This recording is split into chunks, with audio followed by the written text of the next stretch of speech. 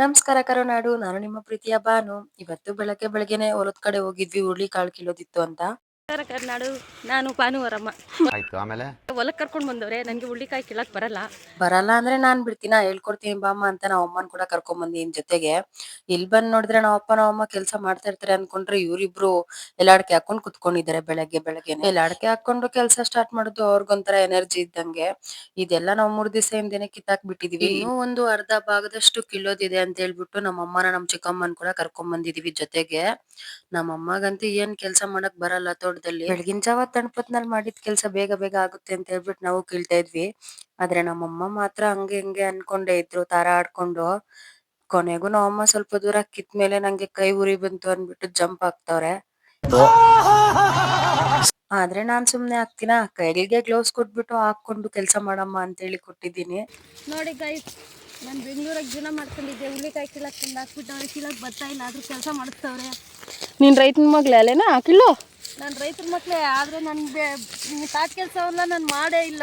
ಆಯ್ತು, ಬೆಂಗಳೂರಾಗ pizza burger ತಿನ್ಕೊಂಡಿರಿ. ನಂಗಿಂತ ರಾಗಿ ಎತ್ಕೊಂಡೋಗು, ಅಕ್ಕಿ ಎತ್ಕೊಂಡೋಗ, ಅವಾಗ ಹೇಳ್ತೀರಿ ನಿಂಕ. ನಾನು ರಾಗಿ ಮುದ್ದೆನೇ ತಿನ್ನೋದು, ಪಿಜ್ಜಾ ಬರ್ಗರ್ ನನ್ನ ಲೈಫಲ್ಲಿ ಯಾವತ್ತೂ ತಿಂದಿಲ್ಲ, ತಿನ್ನೋದು ಇಲ್ಲ. ಹಂಗಾದ್ರೆ ಬಂದ್ ಮಾಡ್ಬೇಕಿಲ್ಲಿ. ಎಲ್ಲಾರ ಮನೆಯಲ್ಲೂ ಅಣ್ಣ ತಂಗಿ ಮತ್ತೆ ಅಕ್ಕ ತಮ್ಮ ಟಮ್ಮಂದಿರ ತರ ಜಗಳ ಮಾಡ್ಕೊಂಡಿರ್ತಾರೆ.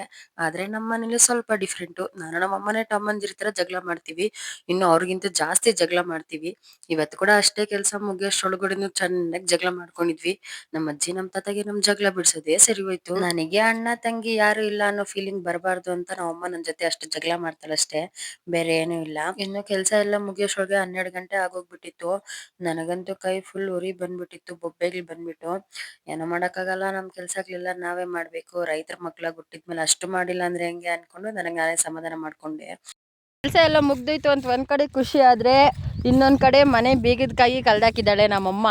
ಇವಾಗ ನೋಡಿ, ಮನೆಗೆ ಹೋಗಿ ಅಡುಗೆ ಮಾಡ್ಕೊಂಡು ತಿನ್ನೋದು ಬಿಟ್ಬಿಟ್ಟು ಇವಾಗ ಇದರಲ್ಲಿ ಹುಳ್ಳಿಕಾಳಲ್ಲಿ ಹುಡ್ಕೋದಾಗಿದೆ ನಮ್ಮ ಕತೆ. ಏನು ಮಾಡೋಣ, ಕಿತ್ತಾಪತ್ತಿ ಕೆಲಸ ನಮ್ಮಮ್ಮ ಮಾಡೋದು. ಇವತ್ತಿನ ಕತೆ ಇಷ್ಟೇ. ಮತ್ತೆ ಸಿಗ್ತೀನಿ ಮುಂದಿನ ವಿಡಿಯೋದಲ್ಲಿ. ಅಲ್ಲಿವರೆಗೂ ಬಾಯ್ ಬಾಯ್. Thank you.